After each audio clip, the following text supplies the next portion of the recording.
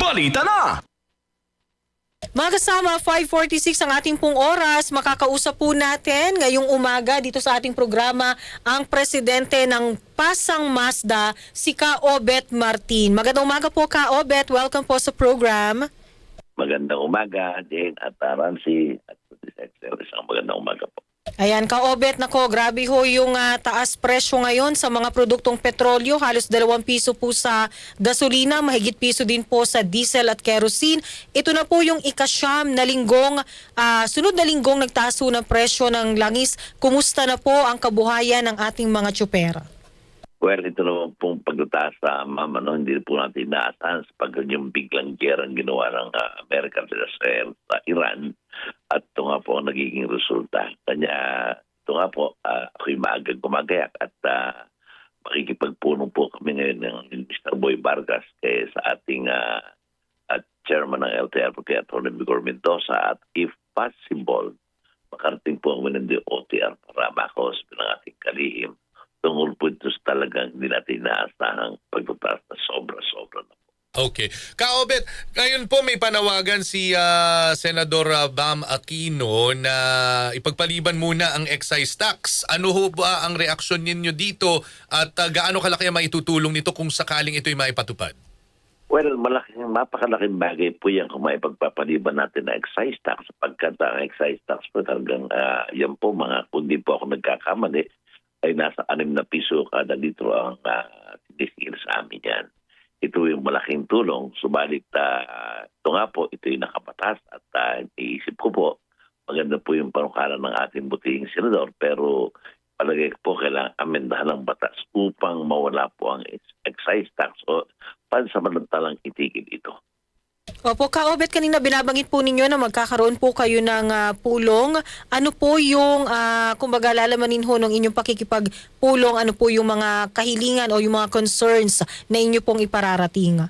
Yung po natin hindi natin inaasahan po itataas yan ng napakalaki at sunod-sunod na nga po ito dahil sa nangyayaring gera ay noong po 2 weeks ago nagkaroon po kayo ng pagpupulong at magkakaroon po ng public consultation. Ito po ang meron kitang ating chairman ng LTFRB, Atty. Vigor Mendoza.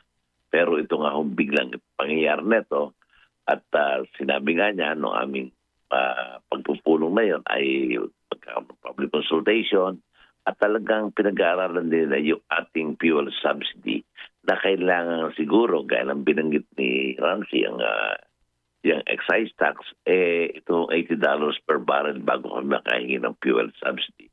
Pagsabay-sabay na rin po ng ating mga magagaling na congressman, senador, na amendahan at wag nang paabutin pa ng $80. At yun nga po, pabalikan ko lang na kailangan po namin talagang pumayag na kami na wala ng pay increase, alisin ang kolorum, uli ng mga kolorum na lubang nakaka-apekto sa aming hanap buhay. At yung fuel subsidy ibigay po sa lalong madaling panahon. Sa sunod-sunod, Ka-Obet, na pagtataas ng presyo ng mga produktong petrolyo, kamusta na po ang kita ng ating mga tsuper? Lalong-lalo na parang sa pagpasok ng taon talagang wala ho tayo or parang kakaunti lang ang rollback na naramdaman natin nitong mga nakaraan. Well, doon po sa siyam na pagtataas at yung pong maninipis na rollback na binabanggit yun, nawawalan po ating tsuper ngayon ng mga 250 to 300 pesos a day. Yan po yung aming ipinapakiusap, talagang mapakabigat sa amin. Yung pong 200 o 300 na, round figure natin ng 300, yan po yung kasama na yung almusal tanghalian ng isang mahirap na tsuper at may raraos na po nila yan. Kanya, kung inyo pong mababanggit, mababalitaan, pinapakiusap ko na yung pansamantalang piso habang mataas lamang ang krudo. Pero pag nag-normalize, pinapangako namin, ibabalik po natin sa ating dating presyo. Ang laki ho nung nawawalang kita sa ating mga tsuper. Sabi ho ng DOE, baka next week umabot po ng 2 piso yung itaas na naman sa presyo ng langis dahil nga po dun sa gera sa Middle East. Well, yun nga po ang sinasabi ko at palagay ko po, madali na tayong maunawa ng ating taga-DOT at ng LTFRB na yung pisong pansamantala, baka ibig pagkalog na sa amin. Kasi nga po itong mga pagtataas na ito, ulitin ko, beyond our control sapagkat niya pong nangyayaring kaguluhan o giyera sa Middle East ang dahilan kung bakit meron tayong taas ng mga petroleum products. Okay. Ka-Obet, nakoy, maraming salamat po sa oras na ibinigay niyo po sa amin. Ano pong mensahe niyo sa ating mga pasahero na nakatutok sa ating programa? Well, sa mga pasaheros po na katulong namin sana po ay kami po humihingi ng pangunawa sa inyo kung sakali po ibigay ang pisong pansamantala. Sana po maunawaan nyo ang aming sitwasyon. Wala po ibang pagkukunan ng driver, walang paghuhugutan, kundi ang pagmamaneho ng jeepney. Kanya po pangunawa po at pag nag-normalize po, babalik po natin sa talagang pamasahing 13 sa traditional jeepneys at 15 sa modern jeepneys.